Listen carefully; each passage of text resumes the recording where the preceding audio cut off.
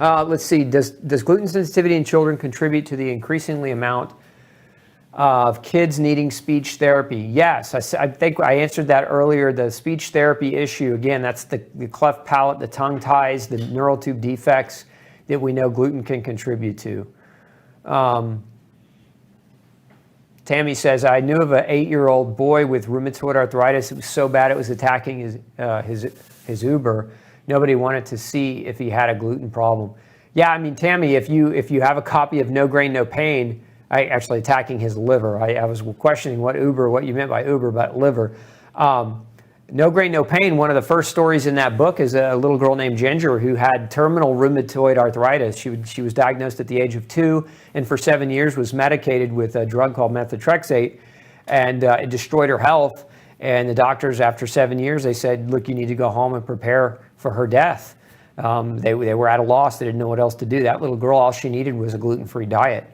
She was gluten sensitive. We got her off the gluten and saved her life. So it's definitely possible.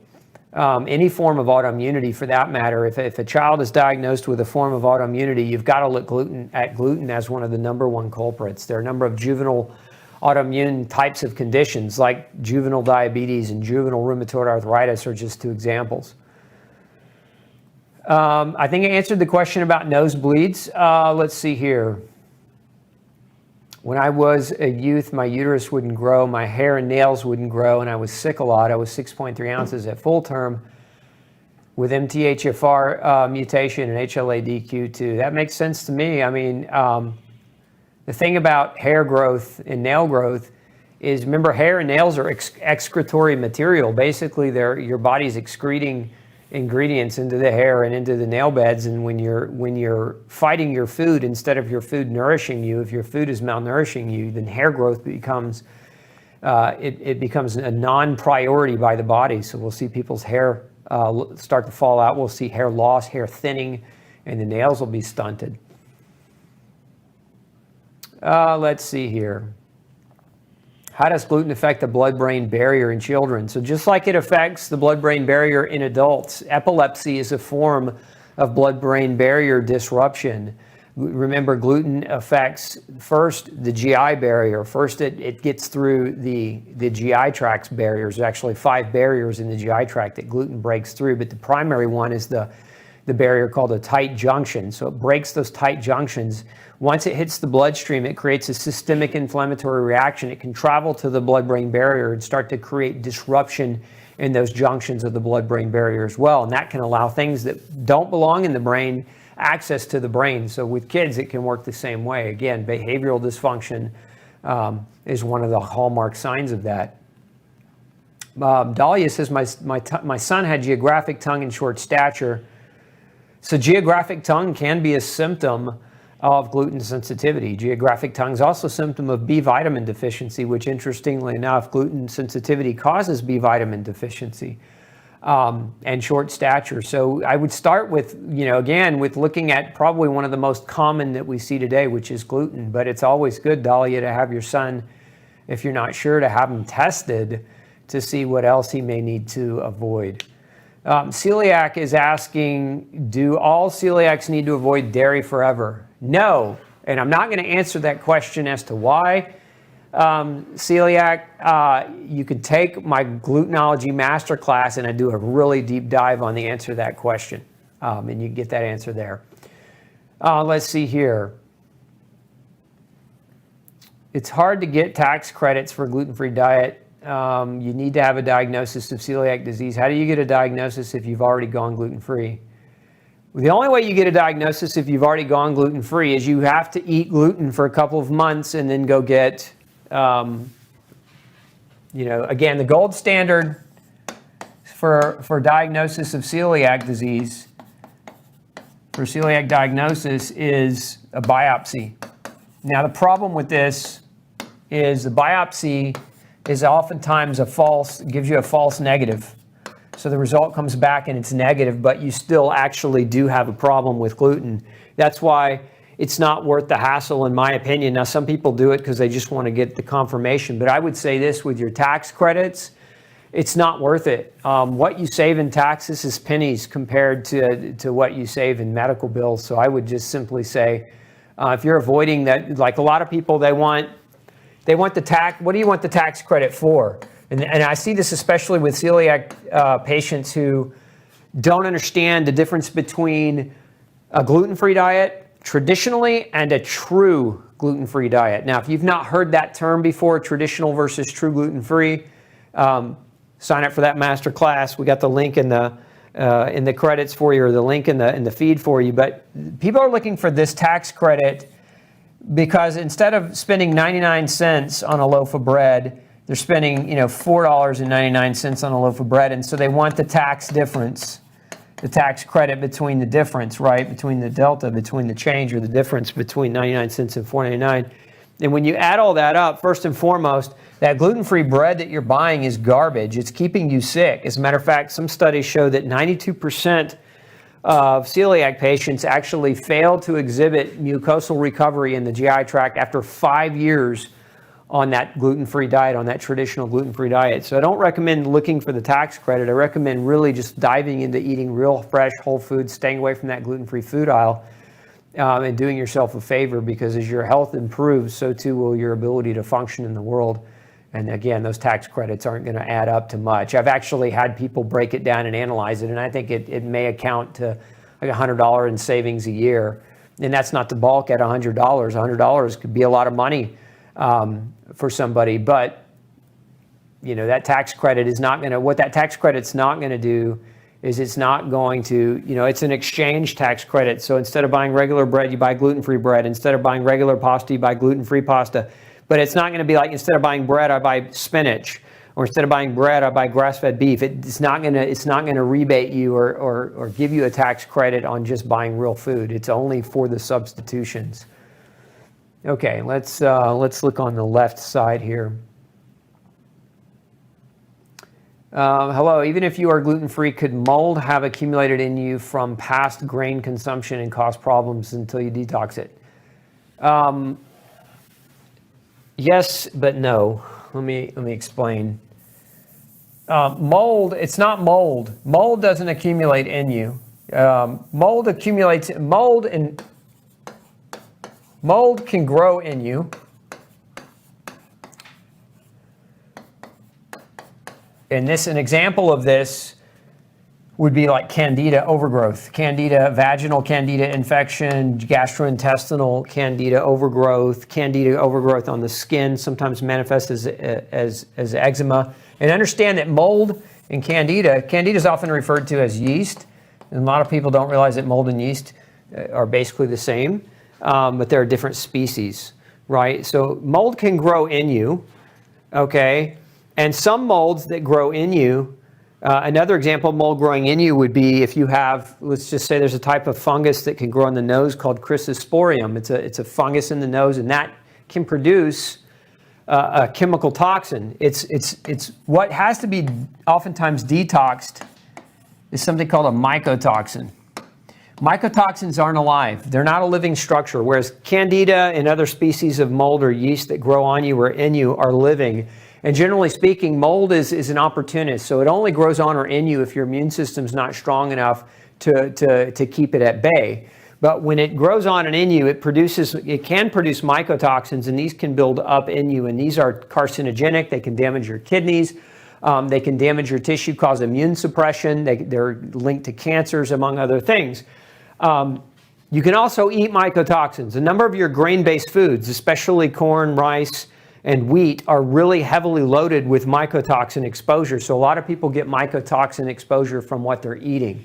So you can get mycotoxins from mold growing on your food, and then you eat that food and you're subjected to those mycotoxins, and you can get mycotoxins from mold growing in you, producing mycotoxins consistently. I would say if you're on a gluten-free diet and you're still struggling and you're suspecting mold, you want to rule this out, mold growing in you.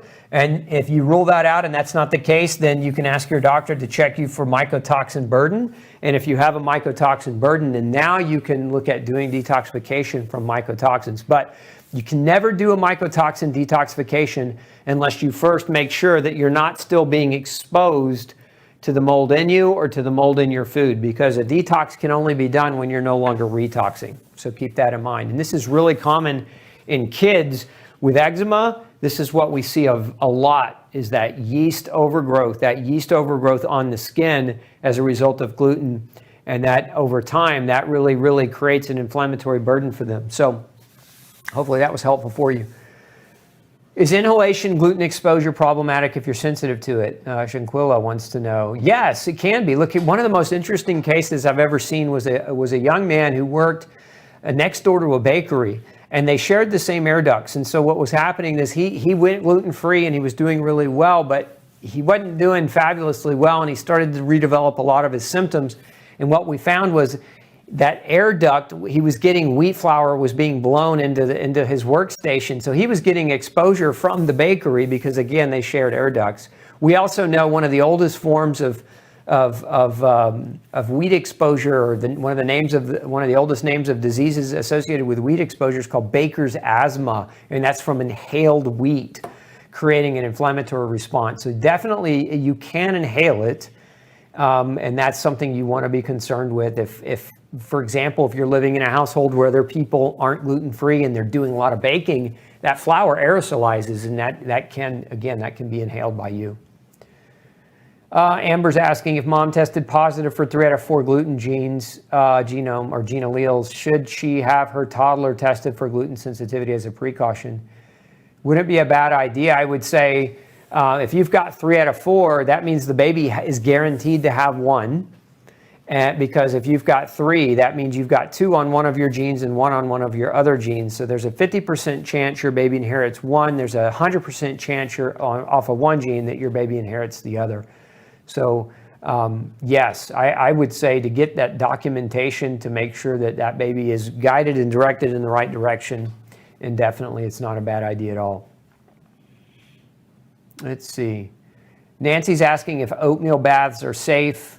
Not if you're trying to be gluten-free. Now, I know some people say that oats are gluten-free and certified gluten-free oats are more gluten-free, but there's just too much research that shows that people with gluten sensitivity react to oats, so it's just not something I recommend. Ayil wants to know, is HLA-DQ2 and 8 related to HLA-DR? No, they're 2 different genes. HLA-DR is a different gene altogether.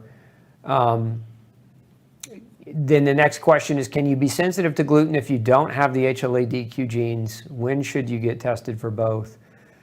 To me, if you want to know whether you're gluten sensitive or not, get an HLA-DQ tested. It's pretty much as simple as that. Can you react to gluten if you don't have HLA-DQ genetic sensitivity? I've not seen it, so I can't really comment on that. But I would surmise that you may be not reactive to gluten. Remember that grain, as I wrote about in No Grain, No Pain, grain contains more than just gluten, and one of the reasons a lot of people react to grain, aside from the gluten, is, there's something called a FODMAP. Some people are reactive to these FODMAPs in grain. There's proteins called ATIs, amylase trypsin inhibitors. These are found in grains, and they can cause inflammation, and they're not gluten. There's lectins in grain. There's mold in grain. There's heavy metal in grain. So there's a lot of reasons why a person might not be genetically gluten sensitive but still feel better on a grain-free, gluten-free diet. And these are just some examples of that. If you have a copy of No Grain, No Pain, I wrote a chapter on Beyond Gluten and talking about all these different things that are found in grain that we know can create an inflammatory response that either mimic gluten sensitivity or look an awful lot like it or create very similar symptoms or contribute to diseases in a similar way. Let's scroll down there on the left. Okay. Can gluten, go back up just a little. There we go. Can gluten issues in a 10-year-old contribute to behavioral issues such as poor impulse control? I think I answered that, but simple answer again is yes, absolutely it can. Can steroids for toddlers stunt growth? Yes. Remember, steroids, Diane is asking, steroids are catabolic hormones. What does that mean? Catabolic. Catabolic means hormones that break down tissue.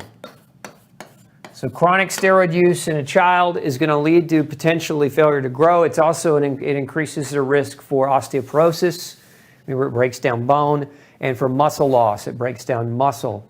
So absolutely, chronic steroid use is not an answer. It's oftentimes what doctors use as a solution for the inflammation that somebody might be experiencing. But in the long term, you can't take steroids forever. And any doctor who tries to put you on steroids forever, you should question. You should question the sanity of that, because it's not a really safe recommendation. Can iron overload cause exhaustion in toddlers? How do you level out the anemia? So it's a question from Renee. Iron overload, yes, iron overload can cause exhaustion because iron's an oxidative metal, and taking too much or being exposed to too much can be a problem. Now, if we're talking about a toddler, a lot of times the toddlers are being fed a lot of these cereals. These cereals are fortified with some of the worst iron in the world, bad news stuff. So one of the best ways to get that excessive iron out is to quit feeding those cereal-based foods that are fortified with iron. The other thing would be to talk to the pediatrician, the baby's doctor, about whether or not there might be a potential possibility for a condition called hemochromatosis, which is a disease where iron accumulates and can create health issues. So that would be something else that you might want to ask about or look into. Let's see here.